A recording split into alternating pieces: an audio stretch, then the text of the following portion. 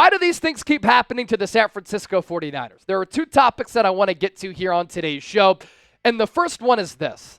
Why does Niners head coach Kyle Shanahan keep losing against some of the top defensive coordinators in the National Football League? And among the 32 teams in the NFL, I think these three defensive coordinators are at the top of their craft right now as far as scheme, play calling, making adjustments, and just having the best defenses in the NFL. Brian Flores of the Minnesota Vikings, Jim Schwartz of the Cleveland Browns, and Steve Spagnuolo of the Kansas City Chiefs. Those are three impeccable defensive minds who have been in this league for a long time. They've all come up under some legendary coaches, and they've been a part of some great coaching trees. Brian Flores came up under Bill Belichick. Jim Schwartz worked under Bill Belichick with the Cleveland Browns back in the day when Nick Saban was also on that staff. Steve Spagnuolo is a part of the Andy Reid tree, and Jim Johnson, who was a legendary defensive coordinator in the late 90s and early 2000s. And I think that they do such a great job of being aggressive, changing things up in-game, but also throughout the season. So it's really hard to predict what those defenses are going to do game in and game out. They adjust their coverages, but they also change up their blitz looks, and their defensive schemes fluster some of the top offensive minds in football, including head coach Kyle Shanahan. And how about these numbers right here?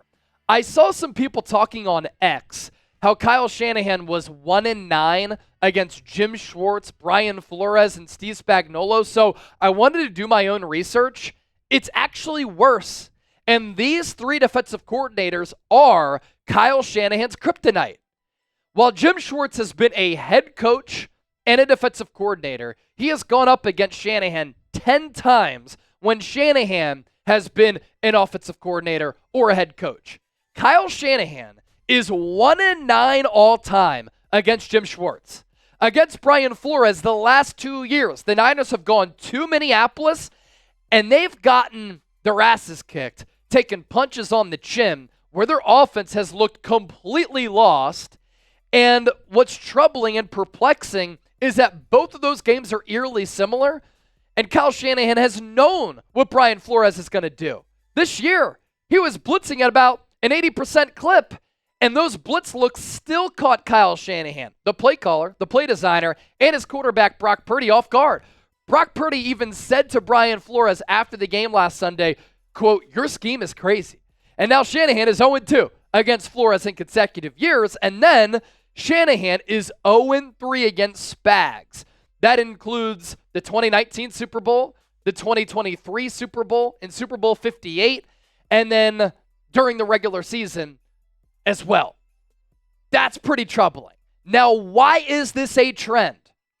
Those defenses are unpredictable, and it's part of the reason why Flores, Schwartz, Spagnuolo, some of the best defensive minds that we've ever seen, especially in this generation of the NFL. They blitz at any time. Sometimes they tease blitzes and then back off. And Brian Flores, with what he did on Sunday, I was watching some tape study from some NFL analysts and former players, and they're like, it's insane what Brian Flores was able to pull off. It requires his defense and the personnel to all be on the same page. And those Vikings players were all on the same page. From Andrew Van Ginkel nearly picking off that quick pass from Brock Purdy to Blake Cashman having himself a day, to all three levels of that defense being sound and in rhythm.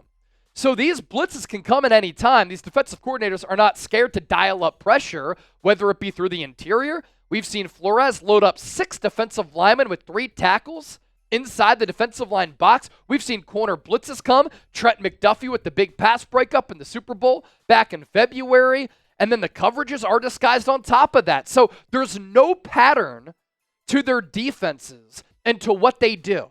So from an offensive play calling standpoint and from a game planning standpoint, usually you try to identify patterns within the defense, because then during the game, you know what might be coming, and then you could try to counter that with the perfect play call. But Kyle Shanahan hasn't been able to figure that out. Now, as part of this, I imagine the comment section is just a firestorm right now. Fire Kyle Shanahan. He stinks. He's not elite. He's overrated. Let's talk about that. Is Kyle Shanahan overrated? I don't think he's overrated because I don't think that you can go to 4 NFC championship games in 5 years, including 2 Super Bowl appearances, if you're a bad coach. He has done a good job of being able to identify talent, maximize talent, develop talent, and he's gone to 2 Super Bowls as a head coach with Jimmy Garoppolo and Brock Purdy. It's pretty impressive. So he's still one of the best offensive coaches in the league. If that wasn't the case, then why would the fingerprints of his offense be everywhere? From Sean McVay to Matt LaFleur to Bobby Slowick to Mike McDaniel to Clint Kubiak, whose Saints team has scored the 4th most points in the history of the NFL through 2 weeks. Now, that's not without saying that Kyle Shanahan doesn't have any weaknesses, because he does. Here are Kyle Shanahan's biggest weaknesses as a head coach, and these are the things that have held him back from winning the Super Bowl. And I do believe that he's going to bring a Lombardi trophy back to the San Francisco 49ers at some point. He really struggles against top-flight defensive coordinators. He really struggles to come back from behind. He likes to take the lead so that his offense can be in control and in a rhythm. His pass game concepts are a little bit outdated and old school. His offensive line protections can sometimes be lackluster. And obviously the big game has evaded him, and he's lost some of those leads in the 4th quarter of some of these big games. But the resume speaks for itself. Kyle Shanahan is highly regarded. He's well respected, and he's looked at as an offensive genius for a reason. But he's flawed, just like Bill Belichick is flawed. Bill Belichick could never draft quarterbacks outside of Tom Brady. He couldn't draft wide receivers if his life depended on it. Andy Reid was in Philadelphia for 14 years. He made it to 1 Super Bowl, including 5 NFC titles, and now he's won 3 Super Bowls, 2 in a row. He's going for a 3-peat, and he's looked at as one of the best offensive minds ever. Winning a Super Bowl is really hard, and I do think that at some point Kyle Shanahan is going to get his, and I think it's going to be with the San Francisco 49ers, which leads us to this. Will Kyle Shanahan win a Super Bowl with the Niners? W for win, L for lose. Let me know down in the comment section right now. We have one more element of today's show. But first, let me tell you about GameTime, our presenting sponsor for today's Niners Report. If you want to go to a sporting event, a concert, comedy show, if you want to go to a theater show, you can find all of these tickets thanks to our friends at GameTime. And when you use the code CHATSPORTS, CHATSPORTS, you get $20 off. Terms apply. First purchase only.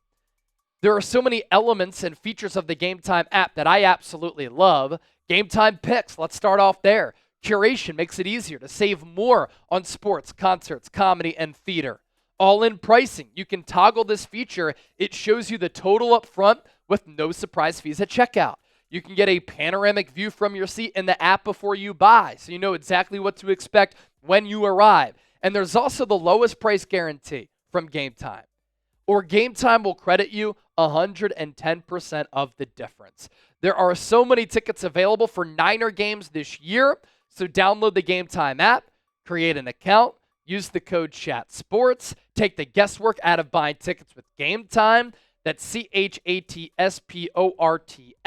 Download GameTime today. What time is it? Game time.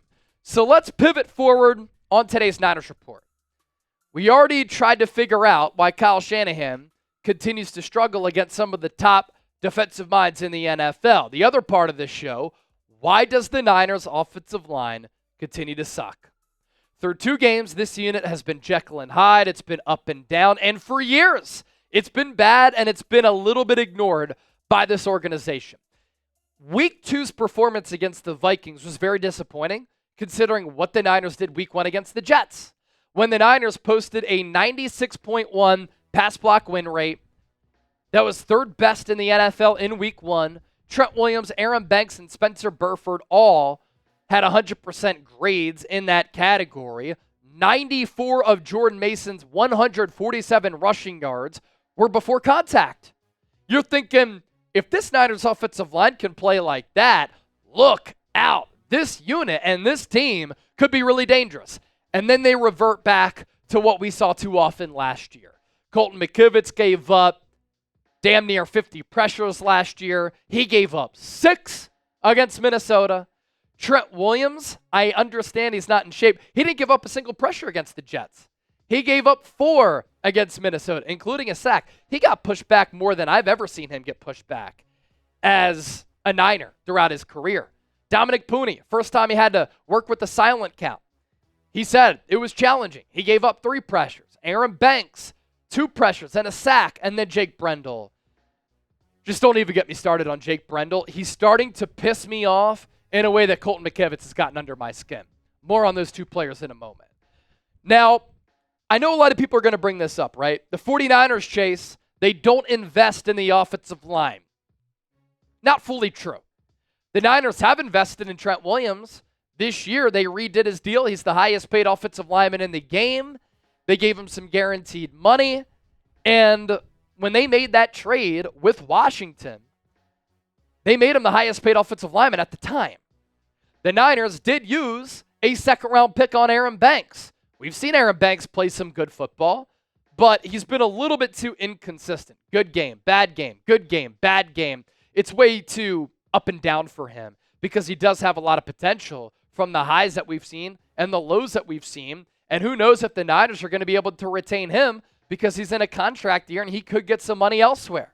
The Niners used a 3rd-round pick on Dominick Puni, and it looks as though Puni is going to be the real deal. The early returns have been fantastic, both in the pass and the run game. On that same token, Jake Brendel, he was a journeyman center going into 2022 for a reason. He is not a starting center in the NFL. And when Brock Purdy consistently gets pressure through the interior and the heart of this offensive line right in his face, he's not able to hit an open Brandon Ayuk like what happened in that Minnesota game. And Jake Brendel continues to get pushed back and put on his ass, especially against some of the top defensive tackles in the game. And when you're playing in the playoffs, you're playing in the Super Bowl, those teams are built in the trenches. And then Colton McKivitz is not a starting right tackle in the NFL. And when the Niners drafted him, they were thinking that he was going to be a swing tackle, maybe be a guard. But they've gone the cheap route with McKivitz and Brendel to allow them to pay other players top dollar elsewhere on the roster. You kind of understand the strategy, but when the Niners' offensive line continues to be such a problem, you got to make changes. And maybe the Niners do make some changes once John Feliciano is able to come back, and I hope that the Niners do that. He could be this team's starting center to spell Brendel. Maybe they go Drake Nugent, who's on the practice squad right now, but he is a rookie at the end of the day. The Niners team philosophy, they've talked about this. Chris Forster even said it. They like to pay and draft players who score touchdowns because that's how you win games, scoring touchdowns. I'd make the argument it's hard to score touchdowns if you can't block in the run and the pass game. And what did the Kansas City Chiefs do after their Super Bowl loss against Tampa Bay a few years ago when Patrick Mahomes was pressured the most times among any quarterback in Super Bowl history? They invested in their offensive line. They spent along their offensive line. They drafted Creed Humphrey. They brought in Orlando Brown. They drafted Kingsley Suamataia. Like, they've invested in that offensive line because they know Patrick Mahomes needs time. And if he has time, he's really difficult to lock up and keep under wraps. So it's a combination of things with this offensive line as we find the answer to this question. It's a lack of investments. It's scheme. It's trying to be cheap. And as far as the scheme, yeah, Kyle Shanahan's protections in this offense are a little bit flawed from time to time. And that's why some of the top defensive coordinators have been able to expose that. If you enjoyed today's show, give me a real one down below. As always, appreciate your support here on the Niners Report.